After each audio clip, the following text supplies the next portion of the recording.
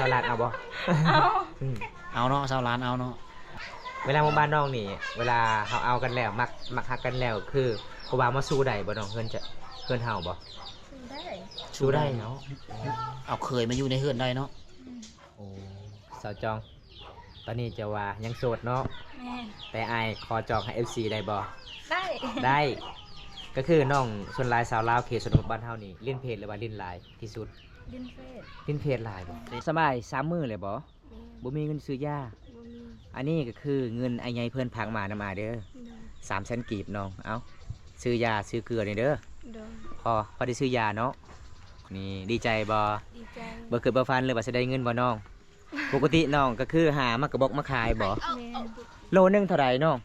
แรงกูเปล่า1.15 โลนึง15,000กีบบ่ แม่ อันนี้ก็คือน้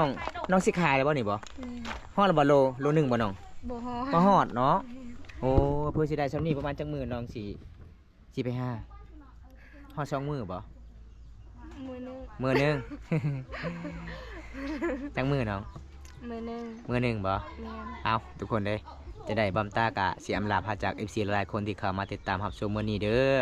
มื้อนี้อายบ่มีหยังหลายมาเยี่ยมมายามเจ้าในน้องเด้ออายกะจัดให้ตามคำขอผู้ใหญ่ใจดีจากพังไทย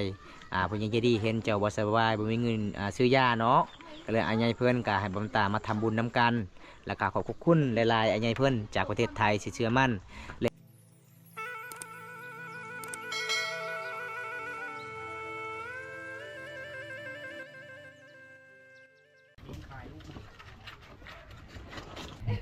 ตามเองวันนี้ละฝีมือตามเองวะ ไป ไปดงเอา แต่ดง เด็ก5โมงเด็กเยี่ยมเดี๋ยวปกติได้ ประตูตัว อืม พอดีเลย ไปซ่อนป่าบ่ ครับ ตอนนี้ได้พอสางเฟืองในปลาลึกสาวลาวเขามังกรอีกคือเก่าเด้อทุกคน คนดูคนมัน แม่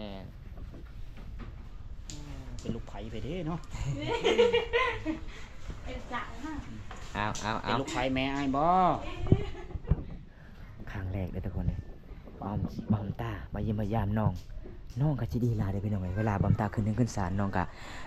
สิเอาศาสตร์มาปูแบบตอนรับแขกมาเยี่ยมมายามเด้อทุกคน แขกมาในนี้เนาะ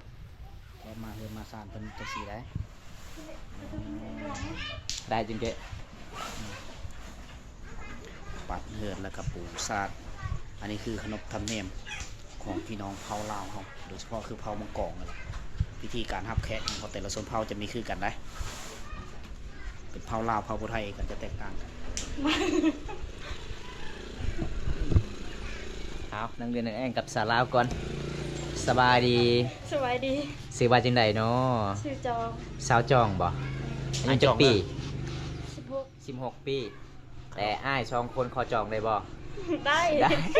ซื้อจองแล้วขอจองแล้ว ขอ ได้ จองเลยได้ 16 ปีค่าดอกก็16 ล้านตี โอ้แสดงว่าเฮานี่พอสาววันนี้16 ปีเบ่เนาะ แมน2 คนเลย16 ปีเนี่ย สิ้นอีหยังนี่เนาะ โอ้ ภาษาบรรจบเอิ้นว่าจังไดสิ้นว่าจังได เป็นจบ สิ้นจอก ชิ้น นุ่ จ ง กแพร่จกแพร่คิดเนาะ โอ้เวลาเฮานุ่งนี่มันจอกบ่ตีนเฮาบ่ อ๋อเป็นซื้อเนาะ เป็นซื้อสิ้นเนาะราคาแพงบ่คันเฮาขายบ่เนาะ แพง แพงก็คือ จัก น้อง แสนพื้นนึงจักแสนเขาจะเอาขายกัน เขาเจ้าใครอยู่โทรศัพท์ประมาณ อ๋อ หรือว่า มีขายออนไลน์ 8หรือ9แสนนี่แหละ โอ้ 8 แสน 9 แสนโอ้โหชิ้นเจ้านุ้งมีธรรมดาเนาะ8 แสน 9 แสน เจ้าย่านทางใดเนาะ มาหาม 5ปีนี่ แม่ สิจบเลยเนาะ สิจบเลย เฮ็ดอ เด้ ยู่ อ ม2เมืองนอกนอนพ้นรู้เที่ยวเอา นอน นอนเนาะมีหอพักนอนเลย เจ้าย่านชนเผ่าบ่ แม่ สุ บ่แม่นเจ้าตะกี้เป็นสาวบ้านคุณสี่บ่โอ้ คือเดินมาอยู่พี่สัก เพราะว่าขอใครตายแล้วมาอยู่น้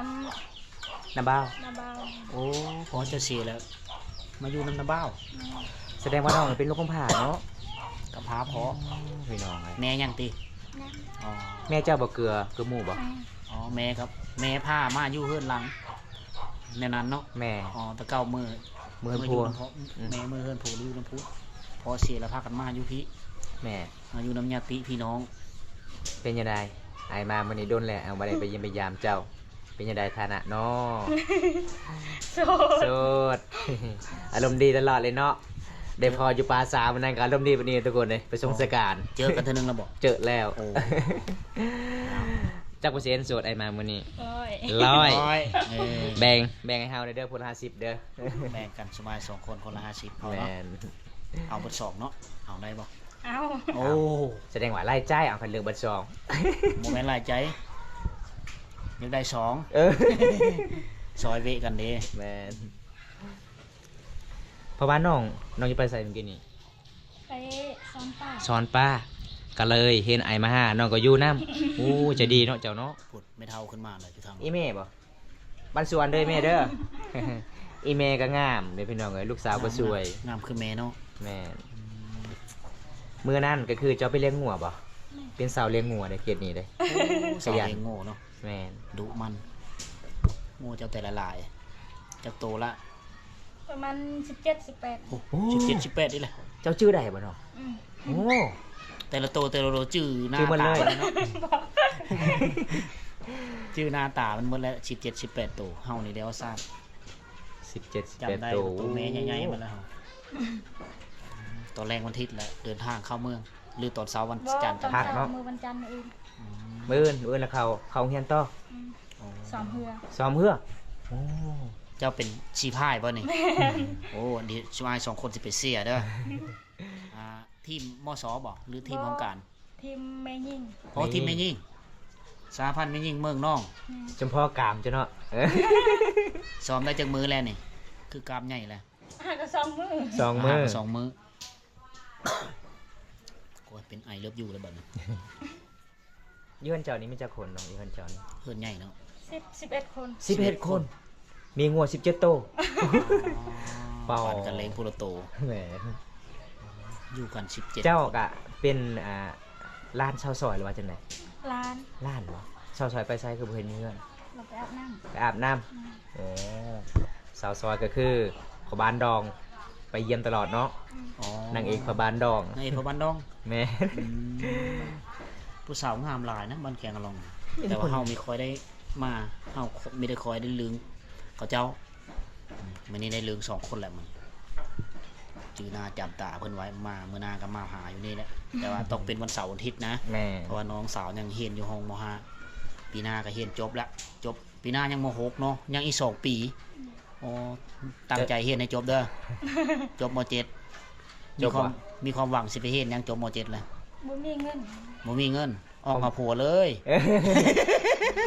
อาจจะได้แห้งมา5เฮา2คนนี้ทางนี้ เอาเรียนจบก่อนจังว่ากันเนาะบ่ทันได้จบตั้งใจเรียนให้มันจบมัธยมก่อนเรียนเก่งวิชาใดเนาะตอนจะเรียนนะ บ่เก่งบ่ มีเก่งเลย มันต้องมีวิชาเด่นวิชาหนึ่ง ภาษาอังกฤษเป็นบ่อ้าวข่อย ได้ไอเลิฟยู เออ เป็นแล้วเนาะ I love you เนาะ เด็กน้อยก็ฮู้จักได้ไอเลิฟยูเดี๋ยวนี้ได้ แม่ ล่มลูกสาวแล้วได้ไหมเท่าเอ้ย ประมาณจักปีน้องกลับมาแต่บางคนสีเนาะ ตอนยังเรียนอยู่ป โอ้ มันก็โดนเติบเนาะ ตอนยังน้อย 11 ปี ๆ11 ปี .1 ยังบ่ฮอด11 ยังบ่ฮอด ห้าก็เรียนป .1 6 ปีป .1 6 ปีแม่น6 ปี อายุ6 ปี 10 ปี 6 ปี7 ปีก็อยู่ป 10 ปีเลยเนาะ โอ้ .1 มาอยู่นำนาบาวได้10 ปีแล้ว ก็เลยมาย้าย เป็นสาวบานแกงอาล่อง เอาสาวบานแกงอาล่องมีแต่คนงามๆด้วยทุกคนไม่ว่าจะเป็นสาวโทสาวไทยสาวเพอสาวเวก โอ้ยสาวซิง อืม สาวนางใหญ่นางน้อยเนาะมีหมดเนาะหมู่บ้านเจ้าเนาะมีแต่คนจุบๆงามแบบงามแบบธรรมชาติ ส่วนหลายเป็นสาวเลี้ยงโง่ แม่ โง่เขาเจ้าหลาย งัวหลายเลยทุกคน แต่ละปีในงานดอกเกิดขึ้นตลอดบ้านเจ้า อายได้ยินข่าว มาปีกายนี่ก็เต้นระวงแซวอยู่สาระโสดทุกปี หมู่บ้านเจ้านี่กินอะไรบ่บุญกินงะเนาะ ยัง ยัง ยัง เดือนได้เขาเจ้ากินเดือนนี้บอก ประมาณเดือน12เดือน1 โอ้ส่งข่าวสมัยเลยเด้อพักกันเฮ็ดหน้าบอกอยู่เฮือน11 คน โอ้ได้หน้าเนาะ ได้ข้าวลายเนาะ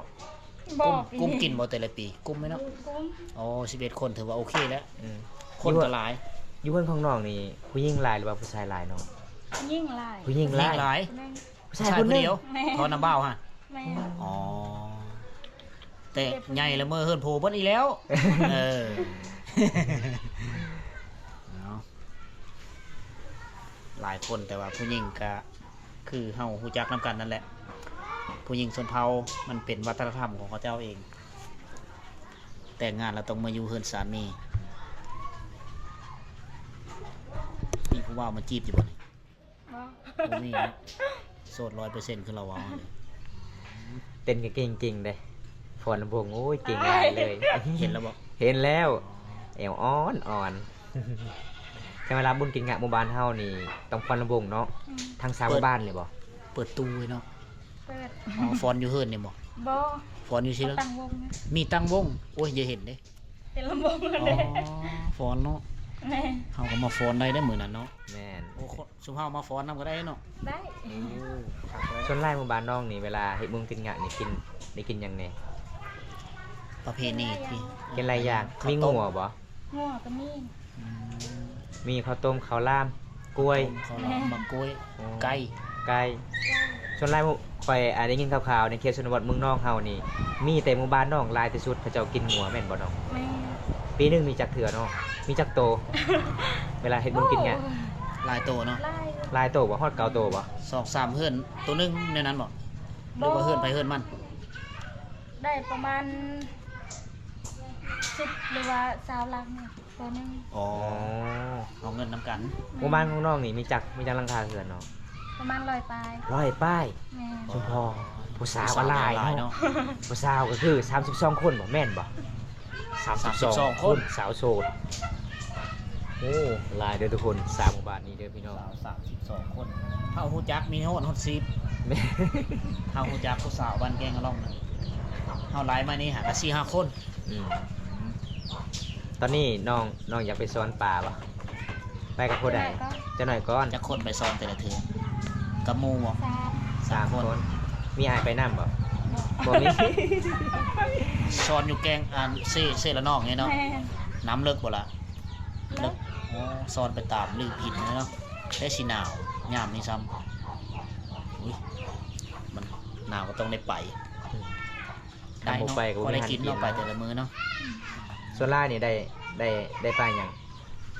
ป้ากุ้งได้ ปลากุ้ง ปลาขยองก็ได้อยู่บ่ บ่ บ่ได้เนาะหายากเนาะปลาขยองเนาะ หายาก ปลาขยองเมืองนอง ปลาขย่องก็คือยามฤดูเดือน4เดือน5บ่ แม่ โอ้ มียาม บ้าน มี คุ ฤ ณ ดู สี่ได้ บางคน4ได้ โอ้มันเป็นนี่มันก็อยู่เป็นบ่อนเนาะ เป็นจุดเป็นบอล ของสีมีปลาขยองอยู่พี่มีค่อยเมฆ ปลาขย่องนี่ใหญ่บ่น้องปลาขย่องบ่ซำได้ใหญ่ ซ้ำบ่เป่า มีซ้ำเนาะเขาว่าปลาขยองคือว่าซ้ำกระเป๋าอยู่ได้ บ่ บางคนก็บ่ฮู้เด้อว่าปลาขย่องแบบใดปลาขย่อง เป็นปลาตัวน้อยๆซ้ำบ่ปลาซิว บ่บ่ฮอด เอ้ามีซ้ำปลาซิวซ้ำปลาซิวใหญ่กว่าเลย ใหญ่กว่าอีก มันเฮ็ดคือดินแหละ คือดิน แม่ คือดินทรายคือให้ทรายบ่ บ่ตัวนั้นก็บ่ฮอด เฮานี่เห็นแต่ซื้อมัน น้อยๆ เป็นเม ไอ้ ตา น้อย นิ ลี่ส่วนหลายนี่บางคนก็ว่ากินปลาขย่องเฮ็ดลาบเนาะบางคนบ่ฮู้ก็เอาผ้ามาพับลาบเลยเด้ ลาบปลาขยอง เออ อ๋อบุญทรงเฮือนี่ผู้เลยอยู่ก็คือกะมาซี่แล้วรถสีพายทีมงานสหพันธ์เป็นยิงเมืองนอง แม่น 2 ปีแล้วไม่ได้มาบุญทรงเฮือเมืองนอง ปีนี้คันมีเวลาสิมาเที่ยวเบิ่งมาเสียน้องจอง น้องจองอายุ16 ปี ผู้สาวเขาแต่งงานแถวนี้ขะดองกันจักล้าน บางคนก็ฮอด50ล้าน 50 ล้านเนาะ ต่ำสุดเท่าไหร่เนาะ ต่ำสุดเท่าไหร่ ประมาณ15 15ล้าน 15 ล้านก็มีเนาะ ก็คือเจ้า กับเจ้าเด้ ชาวลาดเอาบ่ เอา อืม เอาเนาะ20 ล้านเอาเนาะอ๋อแล้วแต่ตกลงโย เอา ว่าวผู้ชายมีเด้เจ้าบ่าวมีเงินจะจำเป็นแหละ เออ มีเงินแล้วมาอยู่นำพ่อเฒ่าเด้อเฮา เออ เวลาหมู่บ้านน้องนี่ เวลาเขาเอากันแล้วมักฮักกันแล้ว คือผู้บ่าวมาสู้ได้บ่น้องเพิ่นเฮาบ่ ซื้อได้ สู้ได้เนาะ เอาเคยมาอยู่ในเฮือนได้เนาะ อืม โอ้ แต่เผาตรีนี่มีได้ได้ โอ้บ่ได้ทางนี้ เพิ่น ได้ เผาตรีต้องได้ปลูกเฮือนอยู่ต่างหาก อันนั้นเผาตีนี่เผามากองได้ได้เอาละนอแล้วกันไป สาวจอง ตอนนี้จะว่ายังโสดเนาะ แม่ แต่อายขอจองให้ FC ได้บ่ ได้ ได้ ก็คือน้องส่วนหลายสาวลาวเขตชนบทบ้านเฮานี่เล่นเพจหรือว่าเล่นไลน์ที่สุด ดินเฟส เล่นเพจไลน์บ่ เฟซบุ๊กเนาะเฟซบุ๊กสามสาวเนาะโอ้ยเห็นเด้ยังเหลือแต่เจ้าผู้เดียวนี่ไปอาบน้ำสองเนาะ2 คนโอ้นางเอกประวัติดองไปอาบน้ เอาสาวจอง ตอนนี้น้องกะคาเวียกเนาะ ำน้ำแล้วจะ ไป ไปซ่อน หา ปลา ป้าหาอยู่หากินเขตชนบทบ้านเฮากันได้ก็ขอขอบใจหลายๆที่น้องเด้อ ขอบใจหลายๆที่เธอมาเยี่ยมยาม แม่มื้อหน้า สิมาหาใหม่ ได้บ่ ได้ ยินดีต้อนรับเนาะ อืมมื้อหน้าสิพาเจ้าไปหาหน่อไม้ได้บ่ ไป ไป ไป บ่ ผ้าไป คั แล้ น ว ว่าเขาเวียก ส่วนหลายน้องนี่มักเลี้ยงงัวเนาะเดี๋ยวข่อยสิไปเลี้ยงซอยเด้อ เป็นวันเสาร์วันอาทิตย์ได้มาหาเราจังพบอยู่เฮือน เอาทุก จั คน น ทร์ เล ถึ ย งศุกร์ก็อยู่โรงเรียน เฮากะสิได้ สิได้ไปก่อนเฮาก็ได้ ก่อนพี่น้องเอ้ย พรให้น้องสาวเพิ่นไปสอนป่าอยู่เซละน้องเพิ่นหาอยู่หากินหลายคน บ๊ายบายนี่เด้อเนาะบ๊ายบาย ขอให้มันมาเด้อซอนป่าเด้อ ขอให้ได้หลายๆเด้อเต็มอเด้อรถ เอาทุกคนตอนนี้บอมตากะสิได้พอสางเฟือกในป่าลึกทุกคนเลยกับทีมงานเฮาของอสีหอมทุกคนเพราะว่าเฮาก็โดนๆเทื่อนึงได้พอกันก็เลยเฮากะสิมาตามติดวิถีชีวิตสาวลาวหมู่บ้านแกงอะลองคือเก่ามื้อนี้เฮากะสิกลับบ้านแล้วทุกคนเลยบอมตากะสิไปเยี่ยมไปยามสาวไทยก่อนแล้วก็ไปสะพานบุญให้ผู้ใหญ่ใจดีจากประเทศไทยแล้วก็บอมตากะไปเยี่ยมไปยามสาวจองนี่พี่น้องสาวช่วยบ้านป่าในหมู่บ้านนี้พี่น้องมีแต่คนจุ๊บๆงามทุกคนเลยสาวหมู่บ้านแกงอะลอง ตอนนี้บอมตาก็สิไปหาสาวไทยจะได้พอหรือบ่สาวไทยพี่น้องบรรยากาศยามแรงเดี๋ยวบอมตาก็สิไปเยี่ยมไปยามสาวไทยก่อน อันนี้จะเป็นบ้านของสาวไทยเด้เพราะว่าบอมตาเดินทางเมื่อนี้ก็ต้องไปเยี่ยมไปยามหาน้องๆหลายๆคนเลยเฮลโลสบายดีบันสวนโอ้อยู่เฮือนบ่โอ้เอามาพี่ก่อนน้องเอามาพี่ก่อนไอคิดฮอดหลายป้างามเลยเนาะป้ามาเฮือนเจ้ามีมักกะบกน้องเจ้าบ่ไปหาบ่ อีเมลคน อีเมสบายดี โดยสบายดี บันส่วนเด้อแต่อายเห็นเจ้ามื้อนี้น่าสิบ่สบายปานใดเด้นักซอยคอในคอ ฮะ ใครแล้วมื้อนี้ ไข้เลยบ่ดีเลยบ่ อืม น้องเป็นไข้จักมือแล้วน้อง 2 มื้อ2มื้อแล้ว กินข้าวกินน้ำเลยบ่อายมามื้อนี้ บ่ได้กิน อดข้าวเลย บ่มีอาหารสิกิน บ่มีอาหารสิกินโอ้อาบน้ำเลยบ่น้อง ยัง ยังทันได้อาบโอ้ยพี่น้องเอ้ยยังบ่ทันได้อาบน้ำอีพลอยแม่ไปใส่เมดตอนนี้ บ่คือกัน โมโหบ่โอ้ยเมื่อนี้อ้ายกะมาผากใจ FC ให้เจ้าเด้อ ได้บ่ ได้ FC คิดฮอดเจ้า FC บอกว่าเจ้าบ่สบายหลายมื้อแล้ว ก็เลยอ้ายเพิ่นคิดฮอด น้องฮู้ยังว่าอ้ายไปเยี่ยมยามเจ้ามื้อนี้มีหยังอ้ายมาให้เจ้า บ่ฮู้เลยอ้ายมาผากใจ อยู่นํเจ้าได้บ่ ได้ ได้เนาะมื้อใดสิเอาผัวน้อง ยังโดน ยังโดนบ่คันตายมีคนมักก็คือวิทย์บุญคืองะต้องเอาผัว อืม โอ้ก็คือเฮาโสดมาหลายปีแล้วเนาะ ก็เลยน้องก็เว้าว่าถ้ามีคนมักน้องสิเอาผัวเลยทุกคนถ้าน้องเว้าแท้หรือว่าน้องสิเอาผัวแท้เดี๋ยวบ่ตาก็สิตามติดวิถีชีวิตชาวลาวเอาผัวแบบใดประเพณีเขตชนบทชุมพรรูบ้านเฮาไปสู่ผู้บ่าวมื้อนี้อ้ายมาเยี่ยมมายามเจ้ามีหยังหลายเด้อมีผู้ใหญ่ มีหยังจะหัวน่ะ โอ้ยพี่น้องตกใจพ่อเพื่อนหาพื้นเบิ้งทุกคนโอ้ยกาบักใหญ่ๆเด้อพี่น้องเอ้ย โอ้ยเอาสาวไทยมื้อนี้อ้ายมาเยี่ยมมายามเจ้ามีหยังหลายเด้อน้องเด้ออ้ายก็สิกลับบ้านเนี่ยมันค่ำเนี่ยน้องเอ้ยอ้ายมาเมื่อกี้นี่ก็คือไปเลาะหมู่บ้านน้องทั่วหมู่บ้านเลย อันนี้เป็นเงินผู้ใหญ่ใจะได้ฝากน้ำอ้ายเด้อให้น้องซื้อยาเด้อเพราะว่า FC เห็นเจ้าว่าบ่สบายเนาะ แม่ น้องบ่สบาย3มื้อเลยบ่ แม่ บ่มีเงินซื้อยา บ่มี อันนี้ก็คือเงินไอ้ใหญ่เพิ่นพากมานำมาเด้อ โดย 300,000กีบน้อง เอาซื้อยาซื้อเกลือนี่เด้อ โดย พอได้ซื้อยาเนาะ ขอขอบใจไอ้ใหญ่เพิ่นแน่ ขอบใจเด้อผู้ใหญ่ใจดี เอาตอนนี้ก็น้องก็ได้ซื้อยาเลยเนาะ ขอขอบใจพ่อใหญ่ใจดีเด้อน้องเด้อ โดย ขอขอบใจ ขอขอบใจ ผู้ใหญ่ใจดีเด้อ ใจดีเด้อ ขอให้อยู่ดีมีแห้ง ขอให้อายุดีมีแฮง ขอให้ร่ำให้รวย ขอให้ร่ำให้รวย แต่นี้ต่อไปขอให้อายุมันคนยืน ทีนี้ต่อไปขอให้ได้ อายุมันคนยืน อายุวันคนยืน ตอนนี้น้องได้เงินซื้อยาแล้ว ตอนนี้ น้อง ได้เงินซื้อยาแล้ว ก็ขอให้อ้ายได้เงินกลับคืนพันเท่าร้อยเท่าเด้อ ขอให้อายได้เงิน กลับคืน กับคืน ร้อยเท่า ร้อยเท่า พันเท่าเด้อนี่ดีใจบ่ ดีใจ บ่คือบ่ฟันหรือว่าสิได้เงินบ่น้อง